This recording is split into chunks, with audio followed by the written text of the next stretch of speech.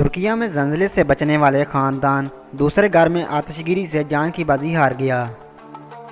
السلام علیکم دوستو، میرا نام ہے زبیر شفیق اور آپ دیکھ رہے ہیں انفیڈ زبیر۔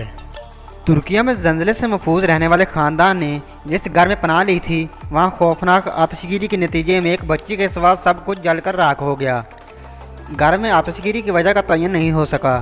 غیر ملکی خبر رساں ایجنسی کے مطابق یہ خاندان ترکیہ کے شہر نورادگی میں رہائش پذیر تھا۔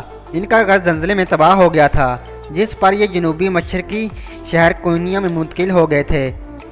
ایک اور گھر میں پناہ لی تھی۔ بدقسمتی سے اس گھر میں اچانک آگ بھڑک اٹھی۔ آگ اتنی تیزی سے پھیلی کہ کسی کو نکلنے کا موقع ہی نہیں مل سکا۔ صرف ایک بچی کو کھڑکی سے باہر نکالا جا سکا۔ افسوسناک واقعے میں والدین اور 4 بچے جان کی بازی ہار گئے۔